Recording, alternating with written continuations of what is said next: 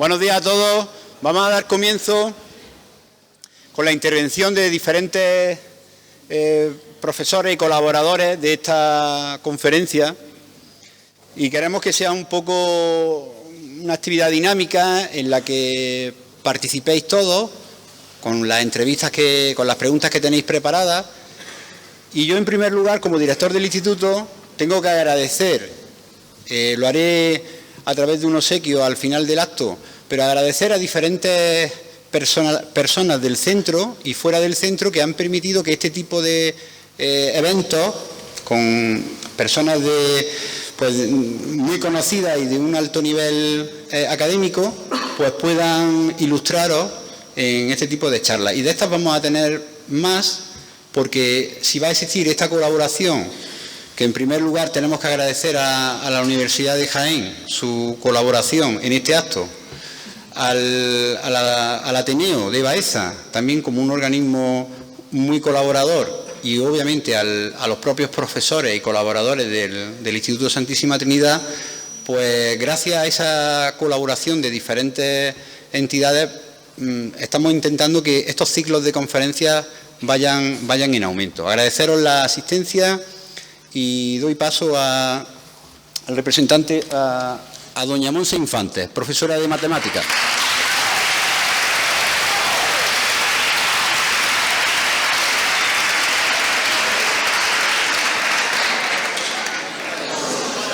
Yo voy a ser muy breve, muy breve.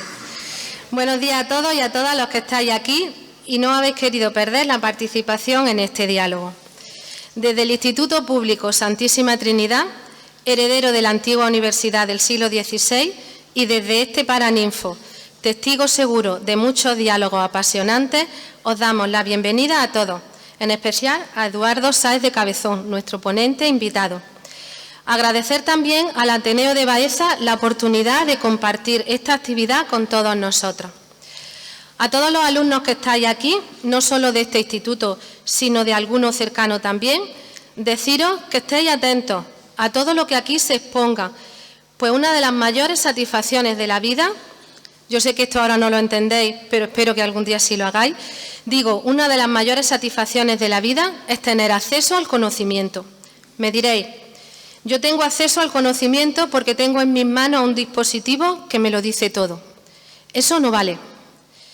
En un libro titulado El corazón de las matemáticas, el autor decía: hay que comprender en profundidad las cosas sencillas y para eso hay que estar dispuestos siempre a seguir aprendiendo.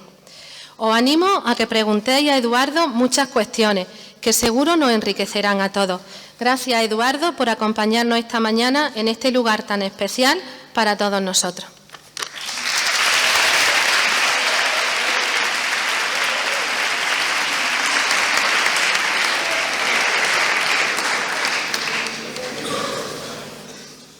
Desde el Ateneo de Baeza y más concretamente desde su sección de Ciencias, queremos agradecer efusivamente al Instituto Santísima Trinidad la excepcional acogida que siempre nos ha brindado y especialmente hoy al recibirnos en este marco incomparable de su Paraninfo para vivir una experiencia que esperemos sea una sorpresa agradable e inesperada en las vidas de cada uno de nosotros.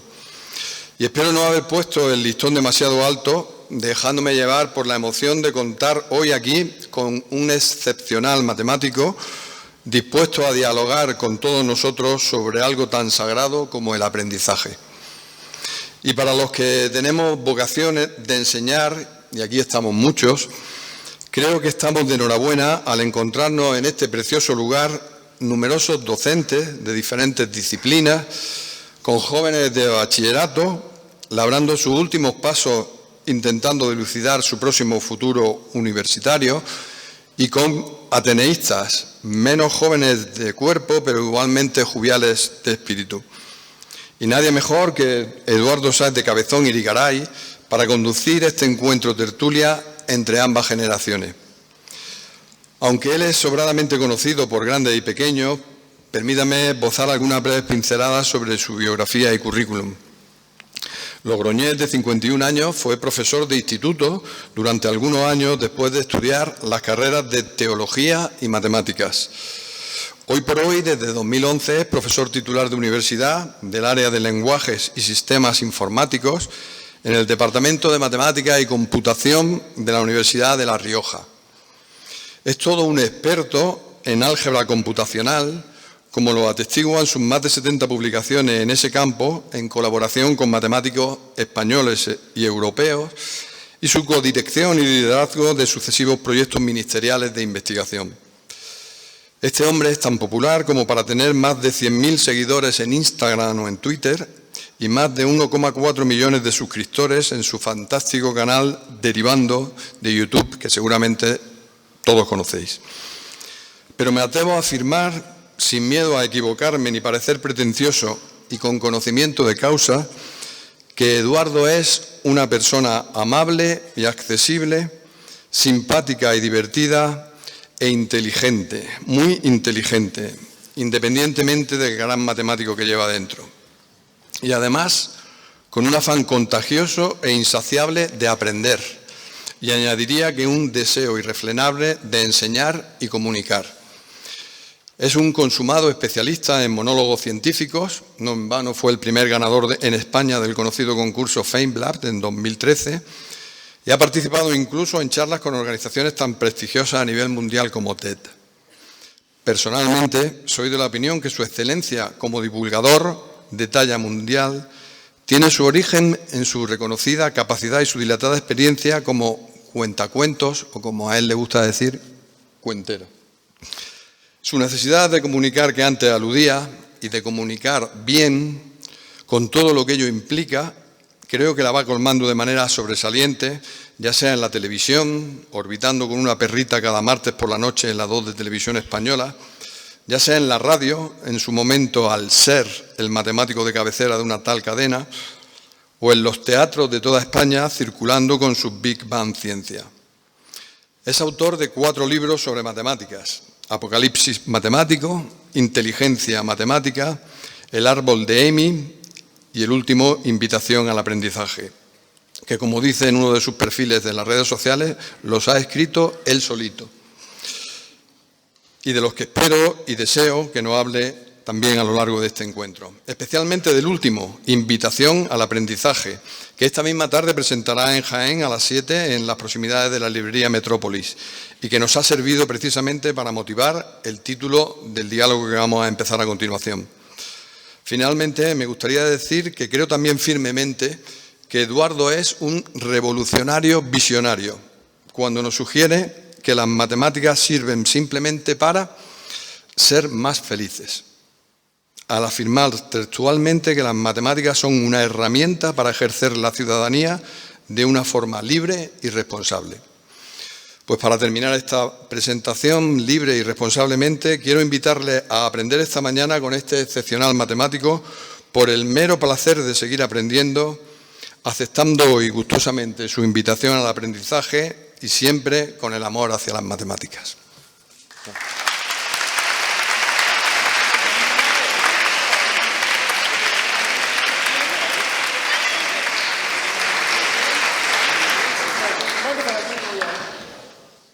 Hola. Voy a empezar aquí, que así me siento como presidente o algo.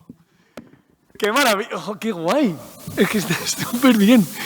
Voy a intentar contenerme de decir como muchas palabrotas y eso, porque yo vengo del norte y decimos muchas palabrotas y es que no me salen más que expresiones muy malsonantes para decir qué maravilla estar aquí. Y encima ha hablado tan bien de mí este señor que me daban ganas como de llorar. ¡Qué bonito! Ojalá algún día podáis experimentar algo así, de verdad. Es muy bonito estar aquí, me dan ganas hasta de llorar, madre mía. Pero como tengo barba no lloro.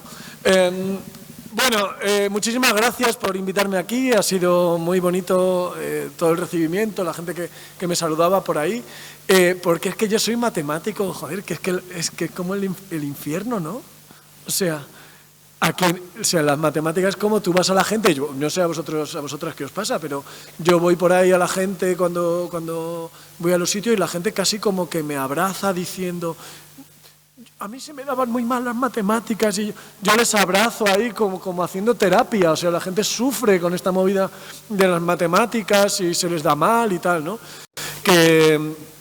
No pasa nada, si es que tampoco se les tiene que dar bien a todo el mundo, no pasa nada.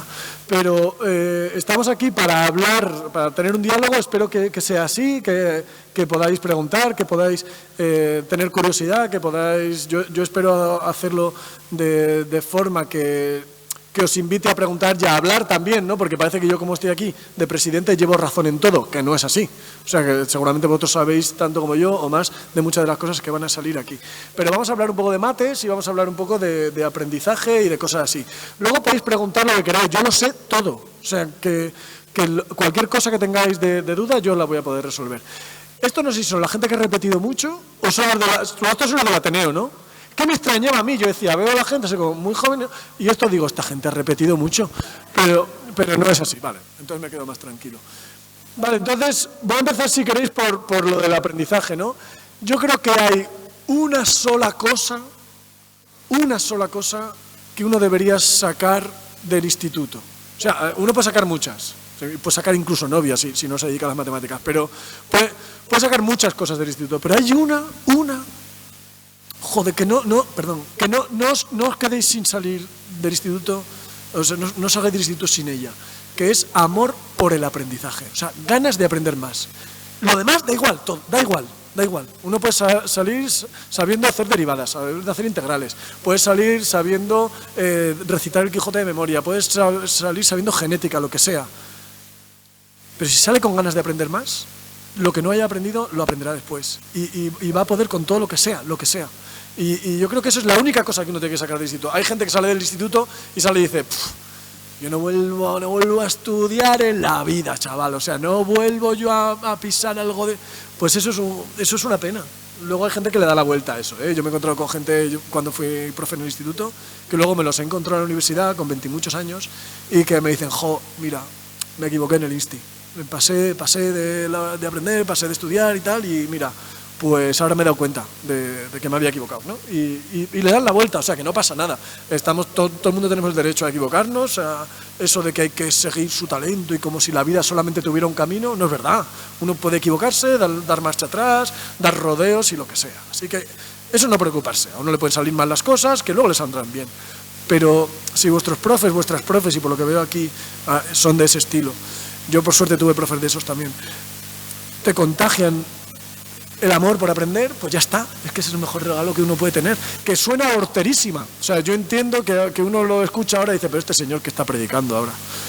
Pero es verdad. Y si os dais cuenta de eso cuando tenéis 15 años, guay. Si os dais cuenta cuando tengáis 40, pues también guay. O sea que el amor al aprendizaje. Pero es que además... aprender sirve de mucho y voy a dar como 3 cosas, ¿no?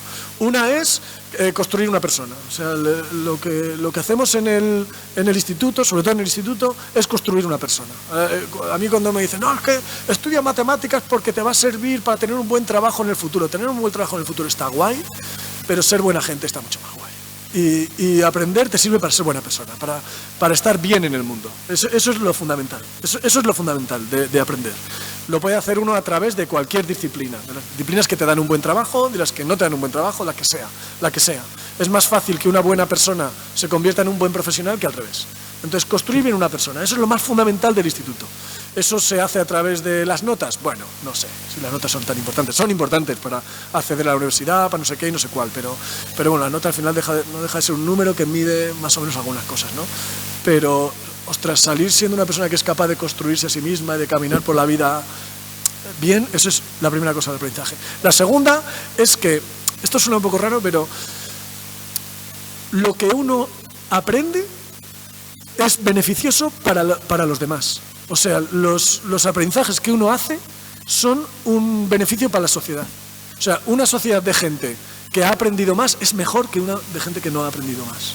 ¿Sabes? ¿Por qué? Porque cuando yo aprendo cosas interesantes, buenas, que me hacen mejor persona, yo voy a tener mejores conversaciones, voy a tener mejores intereses, voy a exigir a mis políticos mejores cosas, voy a implicarme en la sociedad de una forma diferente. Entonces, el hecho de yo aprender mejora la sociedad. Así que es una cuestión de solidaridad también, ¿no? Y de construcción de la sociedad, el aprender. O sea, cuando uno está... Porque a veces nos parece que solamente aprendemos para mejorar en beneficio propio. Y no, aprendemos en beneficio propio y en beneficio de la propia sociedad. Y lo tercero es salud. aprender da mejor salud física. Cágate, o sea, esto yo no lo sabía, pero luego os cuento el proceso del libro este del aprendizaje que he escrito. He dicho cágate, ¿verdad? Perdón, es que a veces se me escapan estas cosas y, bueno, voy a intentar evitarlo. Pero cuando escribí el libro este sobre aprendizaje, el libro va de qué es lo que sabe la ciencia sobre cómo aprende nuestro cerebro físicamente y cómo podemos aprovechar eso para aprender mejor. O sea, hay técnicas de estudio que sirven más que otras. Y esto, hay evidencia científica de eso. Hay cosas que sirven más y que si las haces te va a ser más fácil, vas a aprovechar mejor el tiempo y vas a aprender mejor, ¿no? Pero además se sabe, hay montones de experimentos sobre eso, sobre cómo aprendemos. Y a mí hay uno, que lo cuento casi al principio del libro, que me flipa. Es un experimento que hicieron con 678 monjas. Entonces, me parece maravilloso estar aquí, que aquí hubo monjas y así, ¿no? ¿O qué? Pues, sí, ¿no? Hace muchos años. Bueno, pues, que las monjas son maravillosas. Entonces, hicieron un experimento con 678 monjas en Estados Unidos, en los años 80. Ese experimento, que lleva 40 y pico años, sigue avanzando, sigue en marcha. El señor que inició el experimento ya se ha jubilado, se ha muerto, no sé, pero sus herederos científicos lo siguen adelante con ese experimento. ¿En qué consiste el experimento?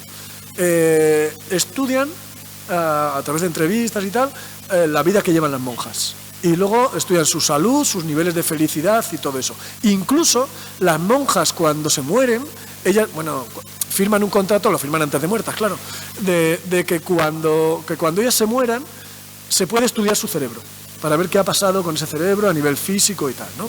Entonces, ¿por qué monjas? ¿Qué dices? ¿Por qué narices usan monjas y no usan otro tipo de personas, ¿no? Pues claro, las monjas tienen un estilo de vida muy homogéneo entre ellas. Su estilo de vida es muy parecido. Entonces, las otras variables del experimento, que si el estrés, que si una tiene cuántos hijos, que si no sé qué, tal, eso se elimina, porque son gente que no tiene hijos en principio, que además llevan una vida todas muy similar entre ellas, que no tienen adicciones, por ejemplo, alcohol, droga, esta movida, que puede salvo, yo que sé, cuerpo y la sangre de Cristo, yo qué sé, pero adicciones de esta de droga dura y alcohol y tal no tienen, entonces eso también puede interferir en el estudio del cerebro. Entonces son una población como muy adecuada para estudiarla, ¿no? Y entonces estudian su curiosidad, su actividad intelectual, la imagen que tienen sobre sí mismas, si están contentas con cómo son, y les hacen escribir relatos de su propia vida y tal. Entonces se ha visto que las personas que tienen curiosidad y que tienen una vida intelectualmente activa no significa que estén estudiando todos los días física cuántica y cosas así, ¿eh? Hay gente que es intelectualmente activa en su trabajo manual o en la huerta o lo que sea, ¿no? Pero gente que tiene curiosidad y que es intelectualmente activa, que lee, que se interesa o que ve series o ese tipo de cosas, la gente que es intelectualmente activa tiene niveles mejores de salud física, son más felices. Además, interviene en la felicidad la propia imagen que tienen de sí mismas. La gente que tiene una buena imagen de sí misma tiene mejor salud física. Y uno de los descubrimientos que hizo este experimento y que luego se han corroborado mucho mediante otros experimentos es que te protege contra las enfermedades neurodegenerativas, Alzheimer, por ejemplo. Te protege contra eso. ¿En qué sentido? No quiere decir que no vayas a tener Alzheimer, porque el Alzheimer depende de muchas otras cosas. No se conoce demasiado bien esa enfermedad. Ahora, recientemente, se sabe que tiene que ver algo con la salud cardiovascular, con el corazón, las venas y todo eso. Tiene algo que ver con eso. Pero no se sabe del todo bien, ¿eh? Alzheimer es un misterio todavía. Pero no quiere decir que no lo vayas a tener. Pero sí quiere decir que a Alzheimer le va a costar más tiempo vencerte. Le va a costar más tiempo atacarte. Y ellos lo ponen como con una imagen de un árbol. Digamos que nuestras redes neuronales, donde está nuestro conocimiento, y dentro de nuestro conocimiento implica nuestra propia conciencia, quiénes somos, el conocer a nuestra familia, el conocerte a uno mismo, el lenguaje, es como un árbol de ramificaciones, ¿no? Como una especie de red neuronal muy gorda. Si esa red neuronal, y el Alzheimer, ¿qué hace? Podar eso, ¿no? Cortar eso. Y que tus conocimientos no te lleguen y los pierdas, ¿no? Pero incluso los conocimientos sobre quién eres tú o quién es la gente que quieres. Eso ocurre con Alzheimer, ¿no?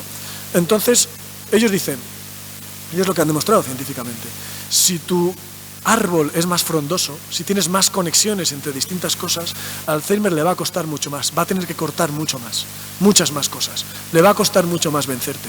Y lo estipulan en un rango de entre 5 y 10 años. A vosotros da igual ahora, porque son jóvenes y todo eso, pero la gente que se va haciendo mayor dice, ostras, una diferencia de entre 5 y 10 años de ser yo mismo, de seguir sabiendo quién son mis hijos, de seguir conociendo a mis nietos. Eso es súper importante. 5 a 10 años. Hace poco yo me encontré con un señor en Logroño, que yo vivo en Logroño, por cierto. Logroño es un sitio... Vale. Pues me encontré con un señor en Logroño que me saludó y me dijo que veía Órbita Laica, que Órbita Laica es el programa ese de televisión que hago, muy bonito. Y me dijo, yo lo veo mucho y tal, y dice, tengo 55 años y me acaban de diagnosticar Alzheimer. Es muy temprana, es una edad muy temprana para eso. Estoy muy asustado y tal, y me he empeñado, él conocía este tipo de cosas, dice, me he empeñado en retomar aprendizajes, en aprender cosas, y me veo tu programa y leo libros y tal, para tener más tiempo de seguir siendo yo mismo. Joder, o sea, a mí eso me quedó como muy hondo, ¿no? Porque dices, mira, tú haces tele y es muy guay, luego si queréis hablamos de cómo se hace la tele y todo eso, es muy divertido, es muy entretenido, es súper interesante cómo se hace la tele y tal, o YouTube o todo eso, es muy interesante, pero ojo, que tu labor, aunque no sea más que para esta persona, que tu labor de enseñar cosas a alguien le sirva como agarradero a su propia identidad, eso me dices, coño, es que mi vida merece la pena, ¿sabes? ¿Entendéis lo que digo, no? Entonces, a través del aprendizaje y de la enseñanza, yo siento que nuestra vida merece la pena. Y por eso es tan bonito estudiar. Yo sé que a veces es un rollo. O sea, yo he estudiado eso, la carrera de teología, he estudiado la carrera de matemáticas, y estudié en el instituto, todo eso. Y la gente me dice, no, es que a ti se te da muy bien todo eso, te gusta mucho estudiar. Ya, pero yo he pasado cada rollo que te cagas. O sea, yo ha habido un montón de veces que yo me he aburrido en las asignaturas, o que he sufrido, o que no las entendía bien, o que todo. Pues claro que sí, claro que sí. O sea, yo no digo, yo me dedico a las matemáticas, y mucha gente me dice, ¿tú es que te dedicas a las matemáticas porque se te dan bien? No, a mí se me da bien porque me dedico a ellas, ¿sabes? No es que yo sea un genio ni más listo que nadie, que va. Lo que pasa es que me gusta y me empeño en eso y disfruto con ese tipo de cosas, ¿no? Y eso tampoco es algo que uno nace con ello. Yo cuando estaba en el instituto, lo cuento muchas veces, mi asignatura favorita era gimnasia. Es educación física, era mi asignatura favorita. A mí siempre se me dio bien correr y todo eso, y hacía atletismo y tal. Y mi asignatura favorita era gimnasia. Pero luego, claro, me interesó mucho la física, la literatura, las matemáticas, todo eso, y yo disfruto estudiando, disfruto. Yo voy a mi despacho en la uni, yo me dedico a la investigación en matemáticas, sobre todo en álgebra, y yo voy allí a investigar. Yo siento que a mí me pagan por jugar. Eso es lo que yo siento en la vida. Es que soy un privilegiado por eso, ¿no? Entonces yo voy ahí feliz. Hay veces que llego al despacho, me siento y digo, qué guay, vamos a currar un rato, ¿sabes? Y eso es muy bonito, es muy bonito, y eso es lo que te da ese amor por el aprendizaje. Entonces, por ahí vamos a un lado, ¿no? Lo del aprendizaje. Y luego, mi área, a lo que yo me dedico es matemáticas. Entonces, ¿las matemáticas qué son?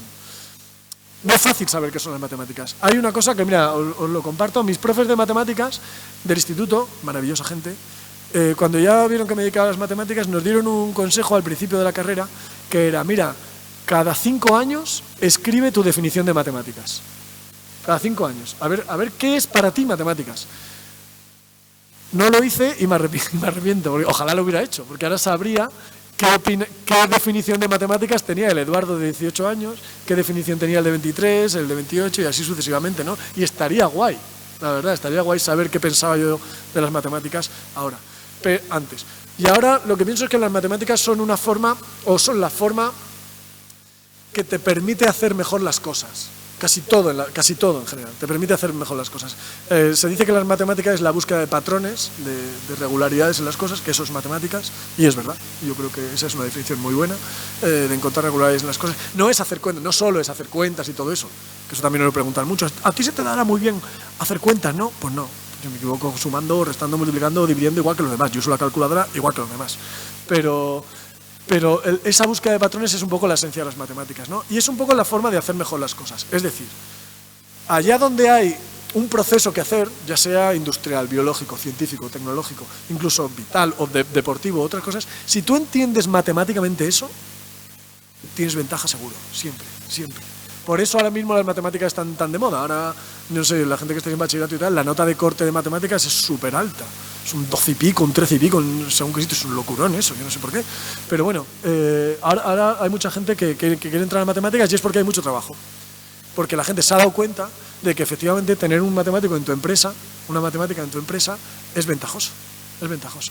Por ejemplo, las matemáticas son sacar información de donde, en sus aplicaciones, digamos, ¿no? Sacar información de donde otros no la hay, ¿no? Yo qué sé, yo no conozco a nadie de los que hay aquí. Bueno, conozco al Difonso, pero poco. Y a los repetidores tampoco, y a la gente de ahí no. Pero yo sé que en perdonad que os margine ahora, no pasa nada, pero yo sé que en este grupo, incluyendo aquí el director, hay 2 personas que cumplen años el mismo día. Lo sé, y no os conozco. Lo comprobamos, ¿vale? ¿Queréis que lo comprobemos? Sí, venga. De los que estáis aquí, ¿al cámara lo incluimos o no? Sí, venga, pues al cámara incluido. Y el señor que está detrás también. Pues los incluimos a los 2. Que por cierto, hay algún sitio por ahí, si se quiere sentar. Aquí como en misa, en las primeras filas hay hueco. Vale, pues entonces vamos a ver, de la gente que está aquí, ¿quién ha nacido en enero? Levantad la mano. Enero. ¿Qué día? El 1 de enero, casi no nace. El 1 de enero, ¿quién más? Más de enero, levantad las manos de enero. ¿Qué día? 5. 24. Joder, casi. 10. 16. 7. 18. ¿Había alguien del 18? No hay nadie más de enero. Bueno, vamos a seguir para de febrero. Nos quedan 11. Joder, malo será. Nos quedan 11. Febrero. ¿Quién ha nacido en febrero? Qué poca gente en febrero, ¿no? ¿Qué pasa? Bueno, febrero, ¿qué día? 26. ¿El? 3. ¿Quién más de febrero? 14. 5. ¿Más de febrero? 6. ¿Alguien era el 6 de febrero? Yes. Joder, haber nacido antes. No. 7. O sea, en febrero. 25. 8. ¿Había alguien del 8 de febrero? ¿Alguien más? Oh, mamá. Vamos a marzo, venga. Marzo, confío en vosotros. Venga, marzo. 17. 31. 8. 21. 25. 10. 5. ¿Había alguien más del 5 de marzo? No. ¿El 12? 10. ¿Había alguien del 10 de marzo? Tú y tú sois del 10 de marzo, los dos. ¿Sois gemelos? Bueno, pues ya veis, o sea, hemos llegado a marzo. ¿Qué uno dice? Bueno, Eduardo, tienes suerte, porque aquí que habrá 80 personas, 80 y pico personas en este grupo, por ahí, ¿no? Hay 365 días en el año, este año hay 366. Pues, ¿cuál es la probabilidad, no? Pues 80 y pico, 366, que puede haber un cuarto, un 25%, un 30%, vale, no, yo soy matemático. Yo he hecho las cuentas de esta movida. Y yo sé que en un grupo de más de 80 personas, las probabilidades de que haya 2 personas que cumplan años el mismo día son del 99,999%. En uno de cada 10.000 grupos de 80 personas me puedo equivocar, pero no, hasta ahora no ha pasado. Hasta ahora no ha pasado. Hemos llegado en marzo, nos quedaban 9 meses y seguramente haya más gente que coincida. Enero y febrero no sois mis personas favoritas ahora mismo, ¿eh? Pero bueno, os quiero igual. Pero, ¿veis? Eso es algo que yo, haciendo las cuentas en abstracto, haciendo teoría de probabilidad, yo sé que eso pasa. Tengo una información sobre este grupo que no me ha hecho falta preguntarla, no me ha hecho falta estudiar. Yo sé esa información, porque sé matemáticas. Entonces, eso ahora mismo en nuestra sociedad es súper importante, y en general ha sido siempre súper importante. Ser capaz de, solo por el pensamiento, tener información de las cosas y poder hacer mejor las cosas. Esa es una rama de las matemáticas o una visión de las matemáticas súper útil y que es la que da trabajo a tantísima gente y hace progresar a la sociedad. Parece algo como muy obvio, pero en lo que casi nunca paramos a pensar es que nuestra sociedad es mucho mejor porque sabemos más matemáticas que si no las supiéramos. Porque Newton hizo el cálculo diferencial y Leibniz y todo eso, nuestra sociedad es mucho mejor, mucho más cómoda, más igualitaria, es una sociedad mejor en muchos sentidos, porque sabemos más matemáticas. Entonces, claro, las matemáticas nos sirven para hacer mejor las cosas a nivel industrial, empresarial, a nivel tecnológico, a nivel científico. Quitar las matemáticas de la vida y se ha fastidiado. Me gustan a veces los chistes, y no me gustan los chistes de matemáticas, casi nunca me gustan. Pero hay uno que me pareció así como inteligente, que lo leí hace poco, creo que fue en Instagram, que es un muchacho que se encuentra con un genio de estos de la lámpara, ¿sabes? Que frotas la lámpara y te sale un genio y te dice, te concedo 3 deseos. ¿Sabéis eso, no? Dice, va el genio y dice, te concedo 3 deseos. Y le dice, primero, que se acaben las matemáticas. Concedido, no te quedan más deseos. Claro, ya no puedes contar. Entonces te jodes. O sea, ya te has quedado sin deseos. Entonces, ¿qué pasa? Que si quitamos las matemáticas, es que nuestra vida, en serio, nuestra sociedad no funciona. No funciona. Pero eso es una cosa. Pero hay otra, que es que el pensamiento o el tipo de personalidad que se cultiva cuando haces matemáticas o cuando tienes que pasar por las matemáticas, incluso en las matemáticas escolares, te sirve mucho para tu crecimiento personal, que, como decía al principio, para mí es lo más importante de la educación. Entonces, ¿qué pasa? Pues que las matemáticas agobian, que las matemáticas nos frustran. Que en las matemáticas hay veces que dice, profe, pero yo lo sé, pero no lo sé explicar. Bueno, pues mi amor, tienes un 0 y cuando puedo explicar vienes. ¿Eso qué pasa? Pues que te va cultivando como persona. Y si tu profe te dice eso, te está haciendo un favor, no te está haciendo una faena. ¿Por qué? Porque ser capaz de convertir el pensamiento en lenguaje, eso es una maravilla para convivir. O sea, ser capaz de decirle a una persona lo que tú sientes por esa persona, decírselo con palabras, sea tu hermano, tu madre, tu padre, alguien que quieres, ser capaz de interpretar el pensamiento de otra persona y ser capaz de convertirlo en las palabras, eso es una maravilla. Y eso se entrena también haciendo matemáticas. Eso también se entrena, convertir el pensamiento en palabras, en lenguaje. También se entrena haciendo matemáticas. Ser capaz de gestionar la frustración. Ser capaz de decir, ostras, aquí tengo un límite, macho. Y a no ser que me esfuerce o que pregunte a otros o que dialogue y tal, con ese límite yo solo no puedo. Pues la vida te pone esas cosas también, y eso se aprende también en matemáticas, en la clase de matemáticas, que a veces nos quedamos en eso, en la frustración y no en la gestión de la frustración. A veces no lo hacemos bien, los profes tampoco, ¿no? En ese sentido. Saber que en matemáticas algo es verdad independientemente de quién lo diga. Nada en matemáticas es verdad, por decir, no, esto es verdad porque lo digo yo, no. Esto es verdad porque o está bien o está mal, independientemente de quién lo diga. Eso da igual. Ese sentido de justicia también se cultiva con las matemáticas. Entonces hay un montón de virtudes que podríamos aprovechar en las matemáticas, de virtudes personales, de construcción de la persona, de que sea una persona capaz de enfrentarse al mundo o de de encontrarse con el mundo más que de enfrentarse con él, ¿no? Y con las personas. Eso también lo dan las matemáticas. Tener la conciencia de que lo colectivo es importante también con lo individual. Eso también las matemáticas lo dan. Y a veces no aprovechamos las clases de matemáticas para eso y nos pensamos que saber matemáticas es solamente saber derivadas o matrices o esas movidas que hacemos en clase de matemáticas. Son la ocasión para aprender algo más importante, ¿no? Que es cómo vivir y cómo vivir con otros y con otras. Entonces, bueno, yo me dedico a las matemáticas, ya os he dicho que eso es así, me dedico a aprender y me dedico a enseñar también. Voy a acabar esta primera parte y entramos al diálogo porque creo que nos tenemos que ir como a la 1. Y entonces, yo hablo muy rápido y me gustaría que tuviéramos un buen rato, mínimo media hora, ¿no? Para charlar y tal. Me voy con el ser humano, nosotros, todos los humanos, estamos naturalmente programados para aprender y estamos naturalmente programados está en nuestra genética, en nuestro ser humano, para enseñar. Y esto es fundamental, o sea, y tenemos que aprender a vivir con ello. Y esto lo saben con experimentos estos que hacen los psicólogos y los neurocientíficos y todo eso. Y os cuento un par porque es que me parecen alucinantes. Se sabe que los bebés de días saben contar hasta 3 o 4 y tienen un poquito de lógica también. Entonces, antes se pensaba que el cerebro humano venía en blanco y que era el contacto con el entorno el que metía las cosas. Eso es verdad, pero el cerebro humano ya viene con unas cuantas capacidades, sobre todo para los idiomas, para la orientación espacial y para las mates, para contar, y para el reconocimiento de rostros. Para eso el cerebro humano está muy preparado. Entonces, por ejemplo, para contar, ¿cómo saben que los bebés de días, que son un gurruño. O sea, un bebé, no sé si habéis visto alguna vez un bebé de un par de días, es que eso básicamente es un tubo de comer y cagar y llorar. Básicamente, eso es un bebé. O sea, diré, qué bonito es este bebé. No, los bebés no son bonicos. O sea, son bonicos cuando ya tienen unos meses recién nacidos. Eso es un gurruñico que está a medio hacer. Pues esos bebés de un día o dos, esos saben contar. ¿Y cómo lo han sabido? Pues ponen ojo a los experimentos de los psicólogos. La gente que quiera ser psicóloga o la ciencia cognitiva, las ciencias del aprendizaje, a mí eso me parece fascinante dedicarse a eso. ¿Cómo lo saben? Ponen a un bebé pequeño, ¿no?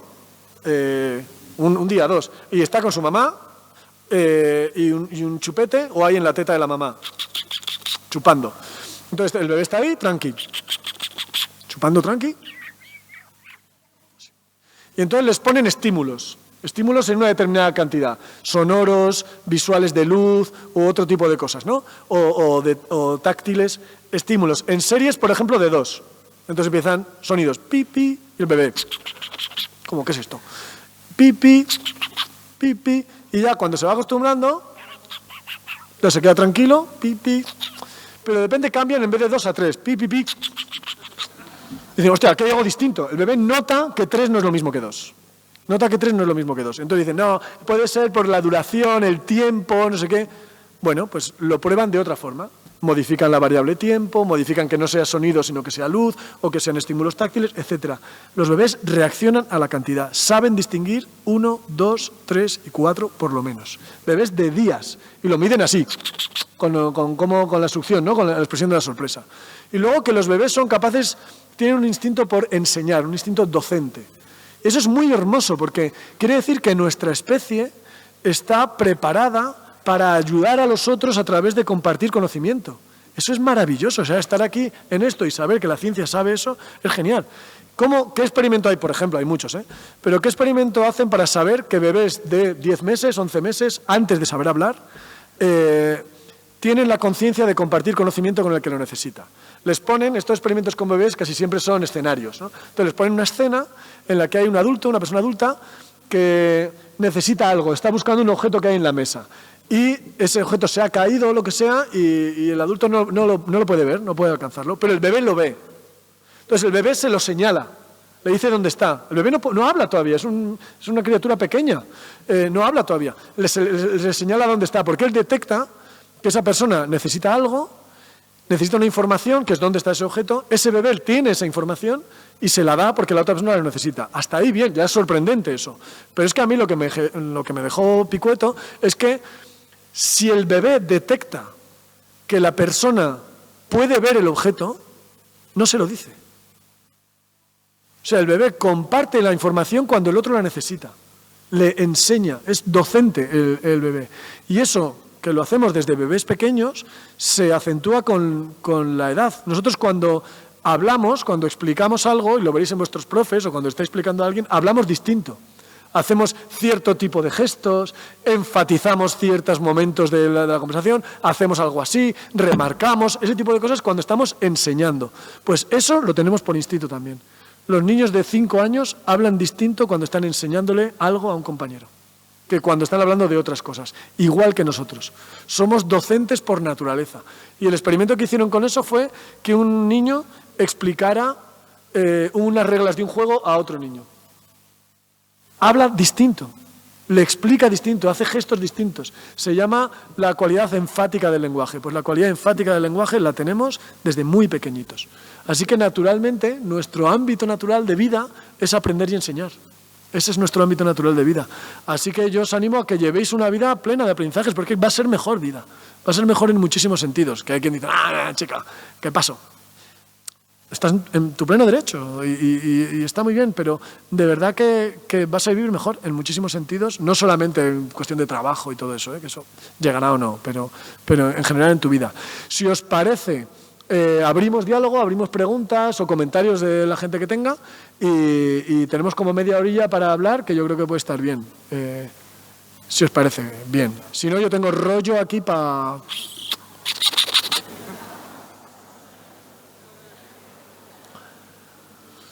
Entonces abrimos, venga, ¿quién tiene algo que comentar? Yo sé que da corte, bueno, supongo que vosotros estáis acostumbrados a esta movida de sitio, pero...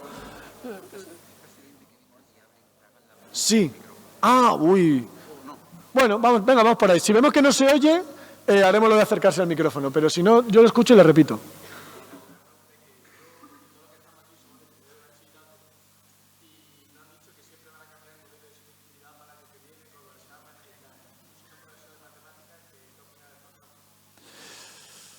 La pregunta es que ellos están en primer bachillerato y viven con el culo prieto porque se va a cambiar el examen de la selectividad y todo eso. ¿Qué opino de todo esto? Esto se está grabando. Honestamente, yo quitaría la selectividad. Yo la quitaría. Creo que la selectividad hace un daño... ¡Venga ahí! Pero bueno, es verdad que de alguna forma hay que organizar el acceso a la universidad, de alguna forma hay que organizarlo. En España tenemos la selectividad, es un examen de acceso y se ordena a la gente por nota. ¿Qué tiene de bueno eso? Que, claro, si hay más gente que quiere entrar a una carrera que plazas en esa carrera, ¿cómo los ordenas? ¿Quién más pasta tiene? ¿Quién tiene más influencia en su familia? No es justo. Bueno, pues una cosa que han hecho es decir, bueno, pues hacemos un examen y quien más nota saque, ¿no? Y bueno, pues es una forma de organizar que está basada en el conocimiento. Es mejor que otras. Es mejor que otras formas que son más injustas y que tienen más que ver con la pasta que uno tiene o con las influencias que uno tiene, todo eso. Vale. Es una forma de organizarlo. Eso tiene una desventaja. Bueno, hay otros países donde no hay selectividad, donde entra todo el mundo que quiera a la carrera que quiera. Y entonces, en primero es donde se hace el filtro. Hay mucha gente que no puede con primero. Y bueno, pues eso tiene sus dificultades organizativas. Pues imagínate que un año a matemáticas quieren entrar 100 y al año siguiente quieren entrar 1000. Hay que contratar profes o no, tenemos aulas suficientes, ¿no? ¿Qué hacemos con eso? Vale, pues son otras dificultades. Hay países que las solventan de otra forma y que es así. Vale, ¿qué pasa con la selectividad? Que ahora mismo la selectividad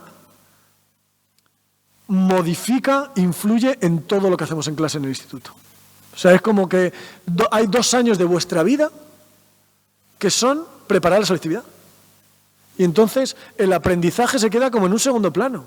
O sea, aprendemos en tanto en cuanto vamos a aprobar la selectividad. Y hay aberraciones que se hacen, ¿no? Es decir, mira, yo esta parte del temario no os la voy a dar, y entonces insisto más en este, y así, como solo van a preguntar de esto, o puedes elegir solamente un par de temas, pues vas a sacar muy buena nota y entonces vas a entrar a matemáticas. Mira, te voy a dejar de explicar las derivadas y todo eso, porque puedes hacer el examen sin derivadas, y entonces te meto ahí. Claro, y tú vas a primero de matemáticas, de física, de ingeniería, de química, lo que sea, no sabes derivar y dices, hostia, macho, profe, me has fastidiado. Y te ha fastidiado. Y te ha fastidiado porque va a sacar una notación en selectividad, pero no sabes. Entonces, eso es una dificultad. Claro, y luego está la otra cosa de organización, que es un poco lo que más os afecta a vosotros. Dices, vale, está muy bien, Eduardo, todo esto que dices, ojalá no hubiera selectividad, ojalá no sé qué, vale, muy bien, pero hay selectividad y yo la tengo que hacer este año o el año que viene, la tengo que hacer. Y además no sé muy bien cómo la voy a hacer. Mi forma de ser me dice, tú aprende todo lo que puedas y dedica luego la parte final a preparar el examen. ¿Eso es arriesgar? Sí, es arriesgar porque ahora mismo tenemos este fetichismo con las notas que al final en décimas está entrar a una carrera o a otra, ¿no? Entonces, pues mi opinión es que es triste que tengamos que estar así y ojalá que vosotros tengáis por lo menos la seguridad de cómo se os va a evaluar, porque eso hace que haya un factor que es el de la seguridad en uno mismo, que vaya a tu favor en el examen, porque es verdad que al final es lo que ocurra en 2 días o en 3 días, va a definir un montón, no define tu vida, tampoco hagamos drama de esta movida, no define tu vida, pero va a definir una parte importante de los siguientes años, ¿no? Entonces, ya el hecho de que solamente 2 o 3 días tengan una capacidad decisiva tan grande, a mí me parece arriesgado, porque tú puedes estar malo esos días. O sea, tú te has preparado, has estudiado muy bien, has hecho un bachillerato maravilloso y esos 2 días tienes dolor de cabeza. Pues qué mierda, ¿no? O sea, que dependa de eso. Tienes dolor de cabeza o tienes la regla y te encuentras peor. Y depende de esa movida, de 2 días, depende un montón de cosas de tu vida. Entonces yo, en general, no soy partidario de eso. Pero claro, yo tampoco estoy encargado de organizar la educación en España, por suerte, para todo el mundo. Y no depende de mí. Debe ser muy difícil, ¿eh? Entonces, Claro, mi consejo para vosotros es que aprovechéis lo más posible la etapa de aprendizaje. Pero es verdad que no hay que ser ingenuos y que hay un momento en que dices, mira, pues sacrifico, hago un paréntesis en mis esfuerzos por aprender y pongo más foco en mis esfuerzos por aprobar el examen. Pues yo diría, pues sí, ahora mismo las circunstancias que hay, a por ello. Y ojalá tengáis suerte. Más preguntas. Dale.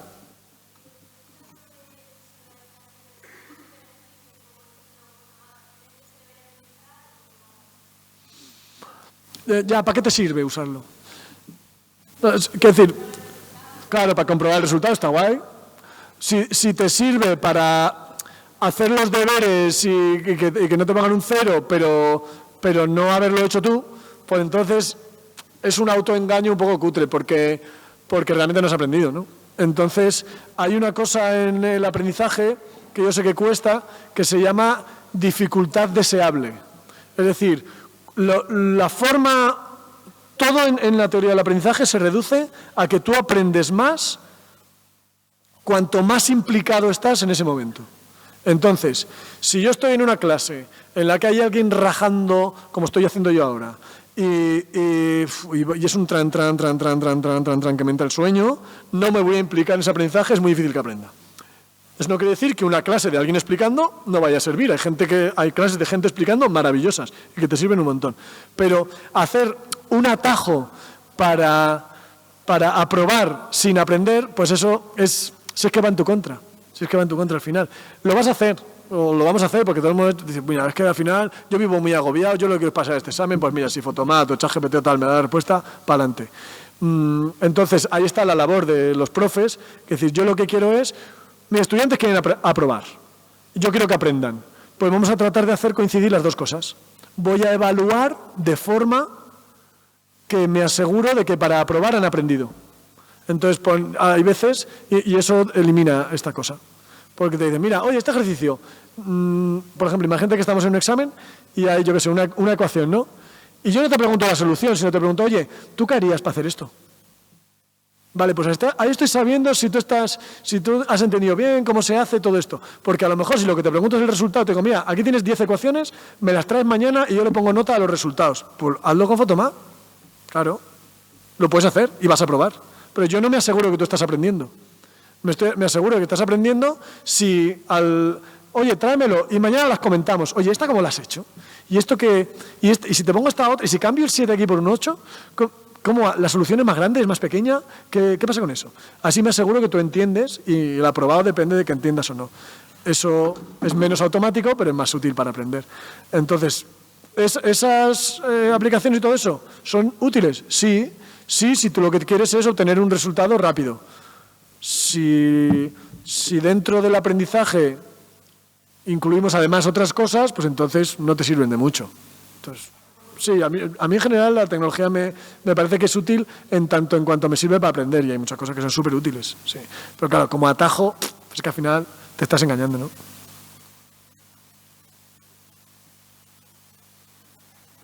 Abrimos también turno para los repetidores si quieren, ¿eh? Dale. Hola.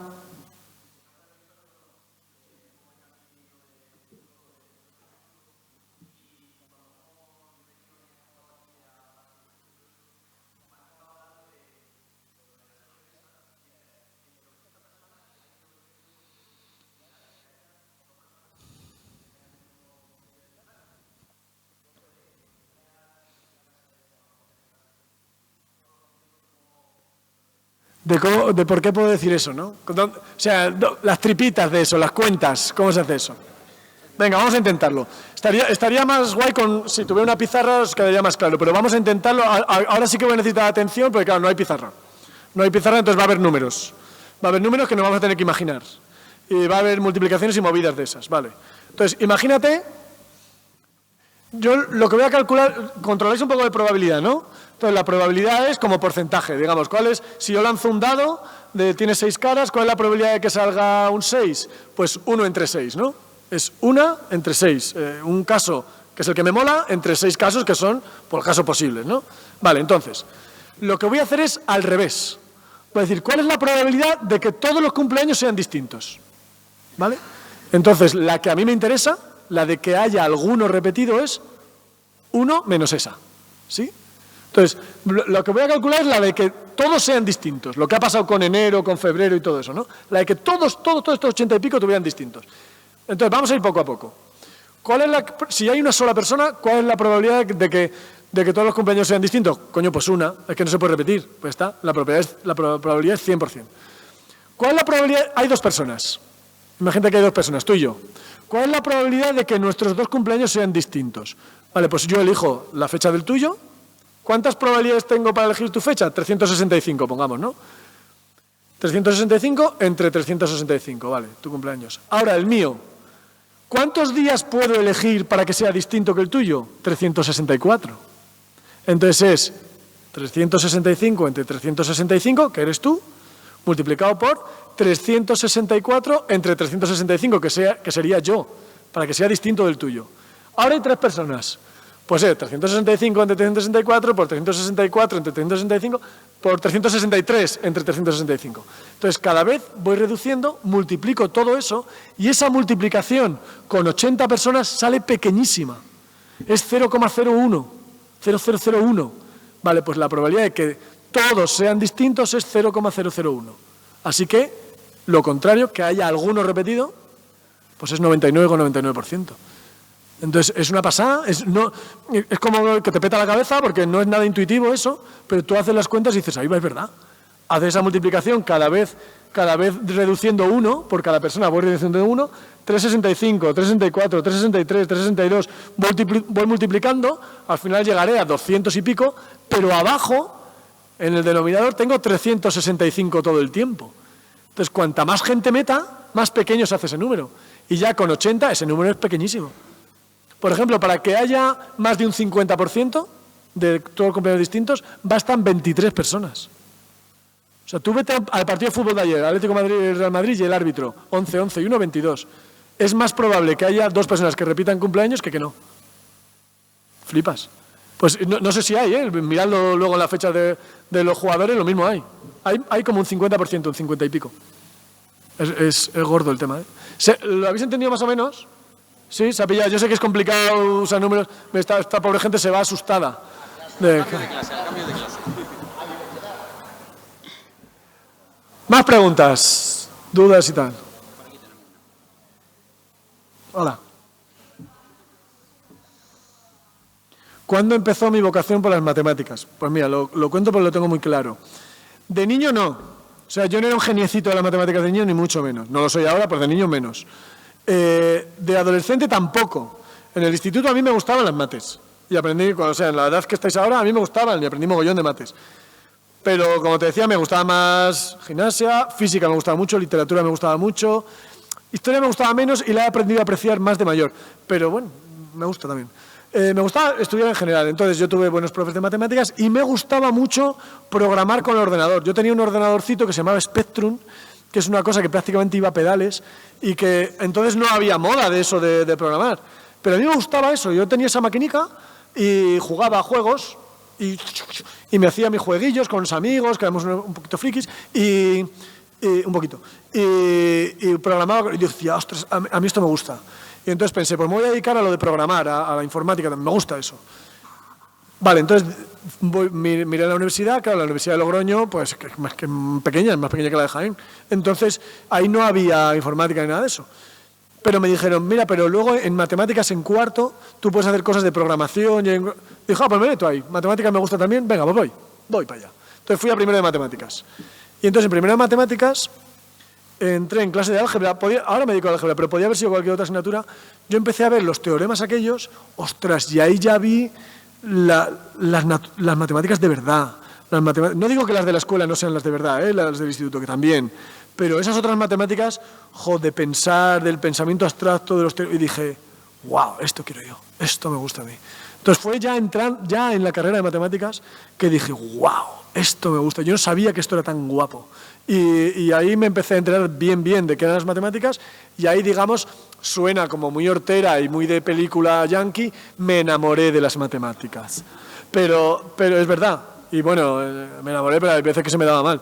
Pero ahí fue ya en la carrera. O sea, uno es muy guay el tener, y eso es una cosa que yo he ido aprendiendo en la vida, que, joder, que me da como, hablo como muy abuelo, ¿no?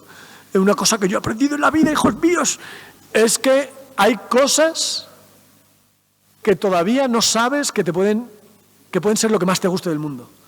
O sea, y eso da igual los años que tengas. O sea, puede pasarte con 15, con 20, con 70. De repente hay algo con 70 y pico que dices, wow, esto es lo que más me gusta de la vida ahora mismo. O sea, que hay montones de oportunidades de cosas que te transformen, ¿no? Y a mí pues fue con 18, cuando entré en la carrera. Antes ya me gustaba, pero ahí fue cuando dije, wow, qué guay. Y sigue siendo así. Yo me sigo sorprendiendo de lo que me gusta todo eso.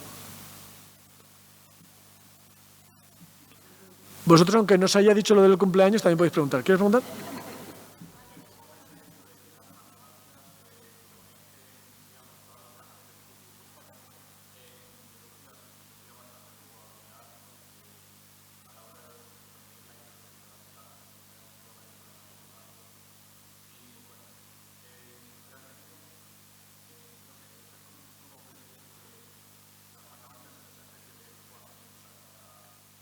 Sí. ¿Cómo veo eso de que las matemáticas son como una especie de lenguaje universal que sirve para todas las ciencias, para tecnología y tal, ¿no? Es un poco lo que decía antes de que si uno entiende matemáticamente algo, entonces lo tiene ventaja, o lo puede entender de alguna forma, ¿no? Entender el mundo, entender la vida, entender las personas es súper difícil, es muy, muy difícil. Ahí Galileo, este hombre que influyó tanto en la ciencia, él decía que las matemáticas son el lenguaje en el que está escrita la naturaleza. Eso es lo que decía Galileo. Yo no estoy de acuerdo con Galileo. No soy yo quien para inventarle la plana a Galileo, ¿vale? En este sitio. Pero yo creo más bien que las matemáticas son el lenguaje en el que nosotros leemos la naturaleza. Entonces, yo no sé si la naturaleza es matemática o no, pero desde luego la gente, las personas humanas, sí lo somos. Y entendemos la naturaleza a través de las matemáticas. Entonces, por ejemplo, lo que hablabas de genética y todo eso, ¿no? Dices, el comportamiento de nuestras células, la biología en general, la vida en general, es súper complicado. Eso es complicadísimo de entender. Entonces, ¿qué hacemos? Hacemos nuestros modelos, nuestras matemáticas, nuestra estadística, nuestras medidas de distancia, nuestros logaritmos, todo eso, para entender algo, un poco, algo, y luego con ese algo que sabemos tratamos de usarlo a nuestro favor. Y hacemos medicinas, y entendemos enfermedades, y hacemos tratamientos. Y a partir de ese poquito que entendemos, que cada vez entendemos más, lo aprovechamos a nuestro favor. Entonces, las matemáticas son la herramienta fundamental que tenemos en los seres humanos para entender la realidad. Por eso están en todos lados. Dime.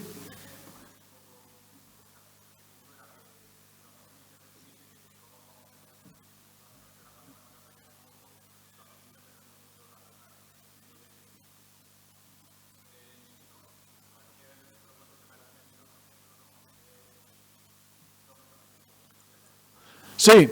Eso, o sea, nosotros tenemos, es verdad, veo por dónde vas, ahí joder, sabes mucho, ¿eh?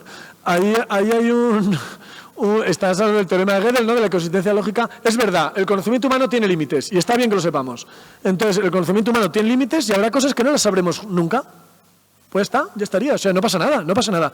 Pero, ¿dónde está ese límite? Tampoco lo sabemos, en matemáticas sí lo sabemos. Pero, en general, en nuestro acercamiento a la naturaleza no lo sabemos. Entonces, sigamos avanzando. Cuantos más sepamos, cuanto más matemáticas sepamos, cuanto mejor vamos a entender nuestro mundo y mejor haremos nuestra vida. Nuestro mundo moderno tiene muchas cosas que son una mierda, la verdad, pero hay otras muchas en las que hemos mejorado mucho. Nuestra vida es mucho mejor ahora.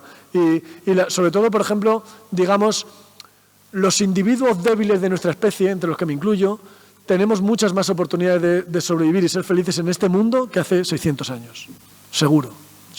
Dependemos menos de la fuerza y del poder y de todo ese tipo de cosas. Entonces, esos son avances.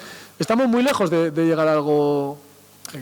o sea, tenemos mucho margen de mejora. Es verdad, y aquí estáis vosotros y estoy seguro de que el mundo va a seguir mejorando. Con gente como tú, con gente como tus compañeros, ¿no? Pero, digamos... Es que me sale la palabra epistemológicamente, que es horrorosa, pero en cuanto a nuestra capacidad de conocer, sí, tenemos límites, pero los vamos forzando cada vez más, ¿no? A mí me gusta mucho un escritor que se llama Eduardo Galeano, y Eduardo Galeano dice que el horizonte y la utopía sirven para lo mismo, que es para seguir caminando. Entonces, sigamos caminando siempre. ¿Y sabemos que tenemos límites? Sí, ¿y qué? Vamos para adelante. Muy buena pregunta, ¿eh? Gracias. Dale.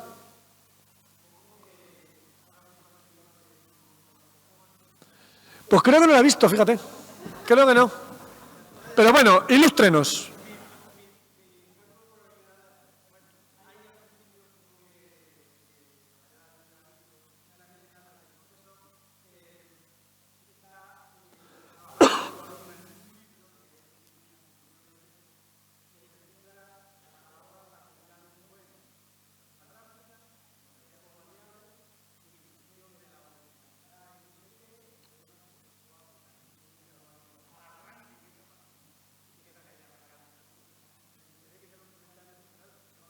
No, hombre, pero ya con esa indicación ya entiendo muy bien la pregunta, claro.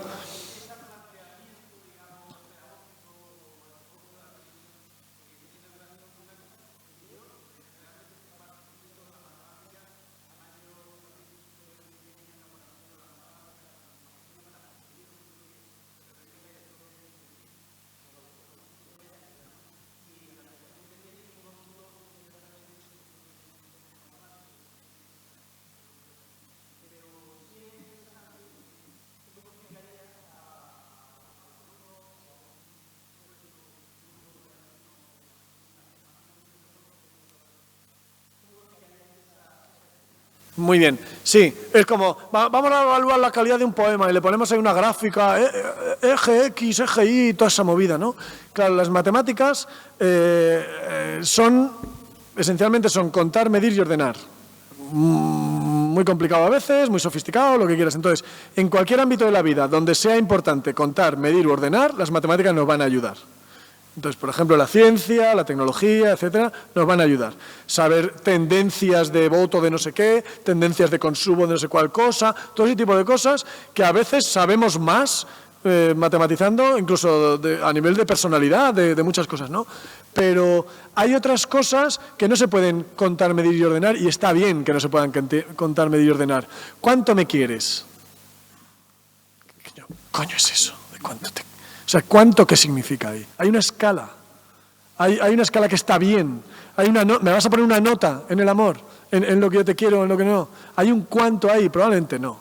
Sino que hay otras formas de expresarse, ¿no? A mí hay un pensador que me gusta mucho, que es Jorge Wagensberg, y Jorge Wagensberg dice que todo pensamiento humano, todo acercamiento a la realidad es esencialmente interdisciplinar. Eso es un palabrón, quiere decir que tiene distintas formas, tenemos siempre distintas formas de acercarnos a la realidad. Una es la científica, contar, medir y ordenar. Hay otra que es la de la creencia, que forma parte de lo que tiene que ver con la tradición, con nuestra historia como colectivo, no necesariamente creencia religiosa. Y hay otra que tiene que ver con el arte, que es con la experiencia artística. Él habla de experiencia artística más que de arte. Y él dice, la experiencia artística es cuando yo tengo una experiencia de la vida, el artista, ¿qué hace? Tiene una experiencia fuerte de la vida, la que sea, y es capaz de hacer algo material, algo tangible, que comunica esa experiencia a otras personas y la enriquece.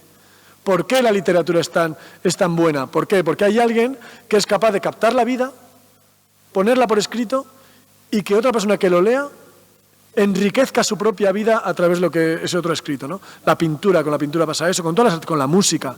O sea, me acuerdo allí, a mí me gusta el death metal, esa mierda, o sea, eso me gusta a mí.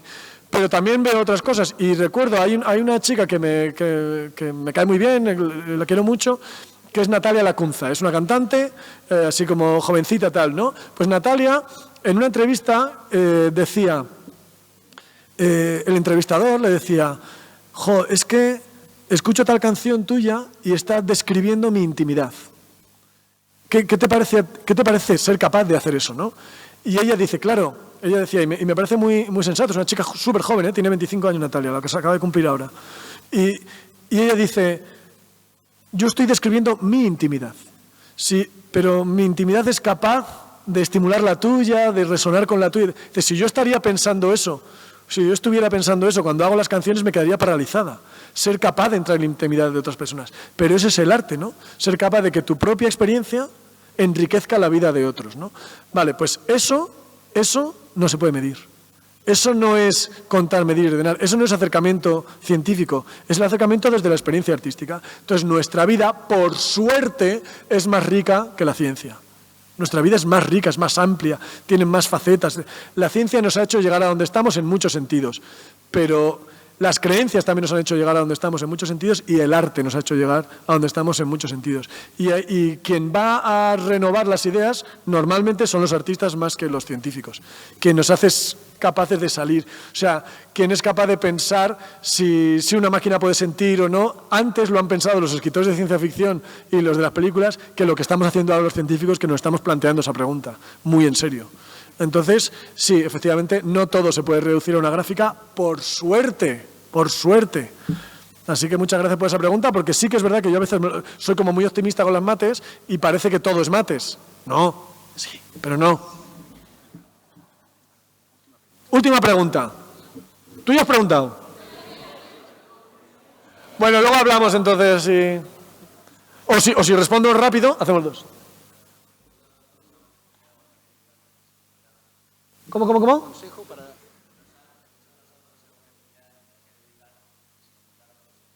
Ya. Dice, si muchos de nosotros no sabemos a qué dedicarnos o qué estudiar y tal, si os podría dar un consejo. Coño, matemáticas. Mates, ya está. O sea, lo demás, ¿qué? ¿Qué quieres tú? ¿El código penal? No, matemáticas, joder. No, es broma. No hay una respuesta universal a eso, ¿eh? Yo soy malísimo dando consejos, pero no hay una respuesta universal a eso, pero la gente se suele decir, pues, aquello que te guste, ¿no? Está bien esa respuesta, pero yo la siento como un poco incompleta. Es algo a lo que tú sientas que te puedes implicar con toda tu persona, porque va a haber dificultades, por mucho que te dediques a lo que te guste. O sea, a mí me gusta la matemática, me gusta la carrera y me sigue gustando, hay dificultades todos los días. Entonces, si es algo en lo que yo siento que puedo poner todo mi empeño, ahí voy. Entonces, ¿cuál es el criterio? ¿Qué es lo que me motiva para poner todo mi empeño? Pues cada uno los tenemos distinto. Hay gente que le motiva mucho el dinero, la pasta. Pues entonces vete a una carrera en la que vas a ganar mucha pasta, porque esa motivación que para ti es muy importante te va a permitir superar las dificultades. Vale, estoy ahora fastidiado, tal, no sé qué, pero voy a ganar mucha pasta con eso, pues lo superas. Hay otra gente que es la motivación que tiene. Y dice, mira, yo me encanta, me divierte hacer esto, me divierten las matemáticas. Pues yo sé que en el momento en que tenga dificultades, esa motivación me va a hacer superar esas dificultades. Entonces piensa, conócete a ti mismo, digamos, ¿no? Conócete a ti mismo y di, mira, probablemente haya varias cosas en las que digas, mira, en cualquiera de estas cosas yo tengo motivación suficiente como para superar las dificultades. Pues es ahí. Pasa lo mismo con las relaciones personales, etcétera, ¿no? Hace poco lo hablábamos también. En el libro Sapiens de Harari hay una cosa que él dice mucho y quizás sería un buen momento para terminar aquí, que es más importante el sentido que el placer. Entonces, que algo me aporte sentido para mi vida es más importante como motivación que me produzca placer. Y él lo pone, que el placer es muy importante, ¿eh? Y da una motivación muy importante, que me guste. Y él lo pone en la comparación con la gente que tiene hijos y quiere a sus hijos, ama a sus hijos. Por desgracia no siempre es así, pero en muchas familias es así, ¿no? Hay gente que tiene hijos y que les ama, sobre todo cuando son pequeños. Cuando son de esta edad, pues ya no. Pero cuando son pequeños, sí. Y entonces dices, claro, tener estos hijos es lo mejor que me ha pasado en la vida, da sentido a mi vida. Muchas veces los padres y las madres decimos eso, ¿no? Eso no quiere decir que la crianza de los niños sea placentera todo el tiempo. Te pasan noches sin dormir, te preocupas cuando se ponen enfermos, discutes con tu pareja a veces porque tienes criterios distintos, sientes impotencia, todo eso, ¿no? Mucho, pero tiene sentido. Entonces, esa motivación, tú estás dispuesto a hacer renuncias, a quedarte sin dormir, a tal. ¿Por qué? Porque esa crianza de los hijos tiene sentido para ti. También hay momentos placenteros, también hay momentos muy enriquecedores, pero estás dispuesto a superar por eso. Vale, pues es ahí donde te tienes que meter.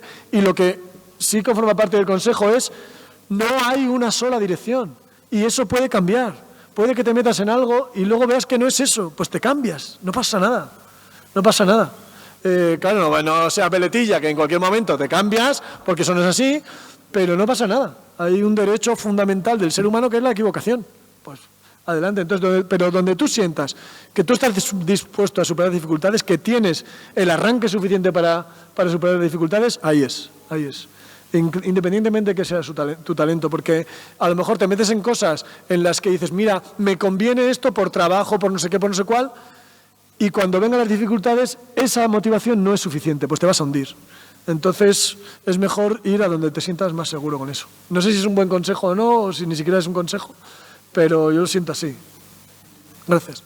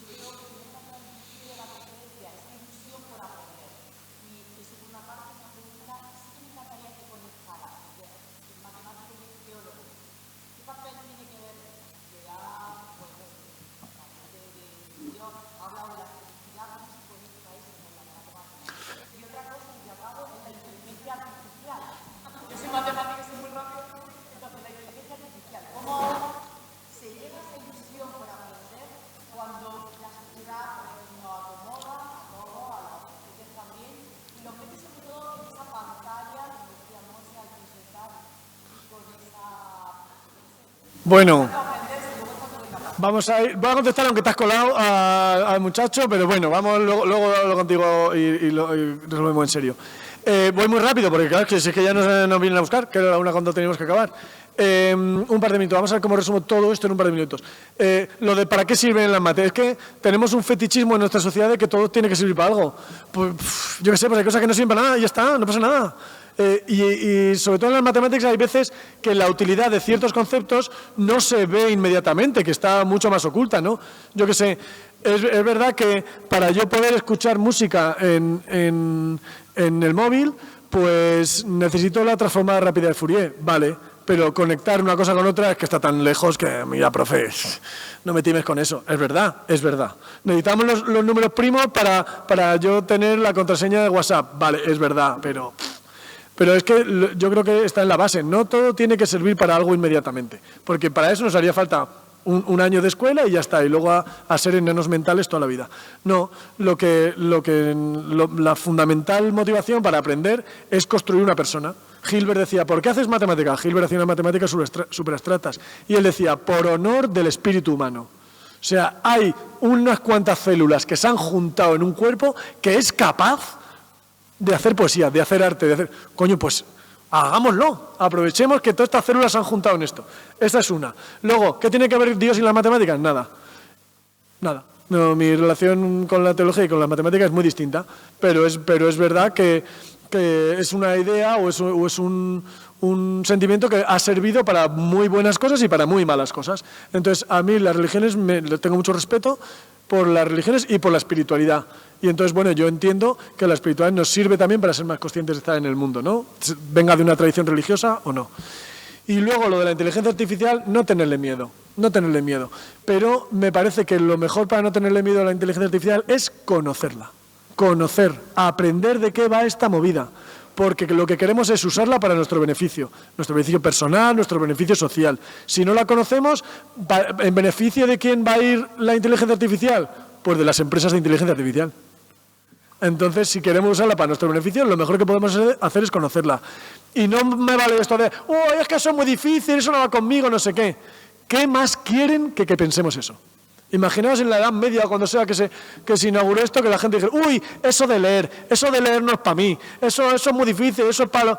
¿Qué más quieren los poderes que no sepas leer, que no sepas de inteligencia, que no sepas de todo eso, para manipularte como les dé la gana? Bueno, pues la fuente fundamental de la libertad es el conocimiento. Así que la inteligencia artificial, aprendamos de ella. No puede ser que nos manipulen con eso también. Y ya hemos llegado, clausuramos este momento, muchísimas gracias. Pero yo quiero hacer una foto, es que no hago esta movida nunca, pero es que es tan bonito veros así. ¿Puedo? ¿Os parece? Sí, ahí. Voy a hacer una foto.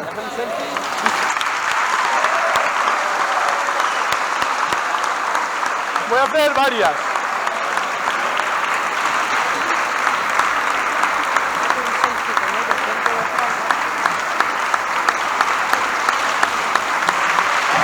Venga, pues.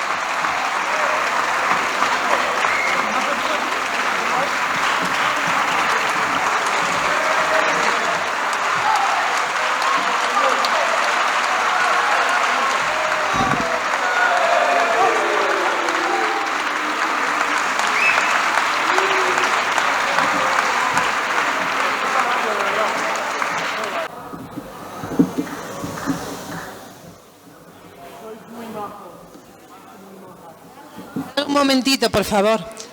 En nombre del Ateneo de Baeza, pues queremos darte las gracias y que recibas este pequeño detalle que viene a decir lo que es el Ateneo, lo que tú has dicho, libertad de conocimiento, compartir cultura, compartir entusiasmo, y el Ateneo de Baeza llegó precisamente hace un año a este sitio que nos albergó y que nos dio alas para seguir creciendo y aprendiendo y sumar. Gracias a vosotros, los jóvenes, para que también hagáis Ateneo y ateneísmo donde vayáis, para aprender con libertad y desde la libertad. Y a vosotros, los ateneístas que estáis aquí esta mañana, pues gracias por venir y por todo lo que hemos aprendido contigo, Eduardo.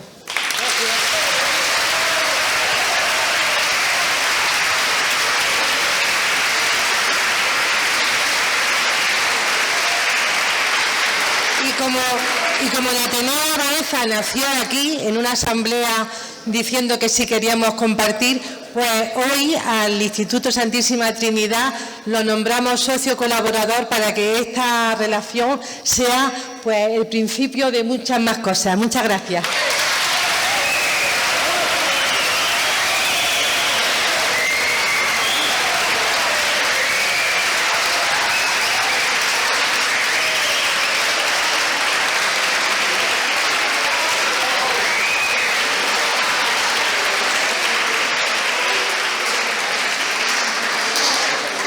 Bueno, con esto terminamos. También el Instituto Santísima Trinidad pues quiere agradecer la asistencia de Eduardo a este diálogo tan bonito, que espero que os haya gustado y que además lo queremos abrir al resto de la comunidad educativa, y por eso hemos procedido a la grabación de este diálogo, para que toda la comunidad pueda disfrutar de estas charlas y de este diálogo.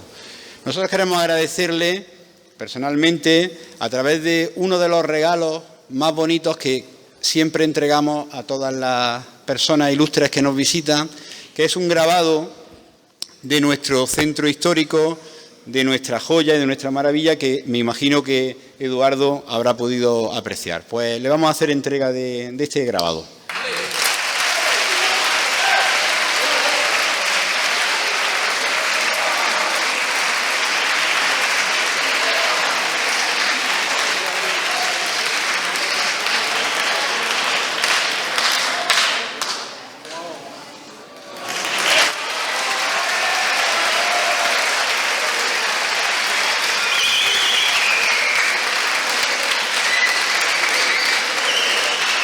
Bueno, pues hemos finalizado el acto. Muchas gracias a todos.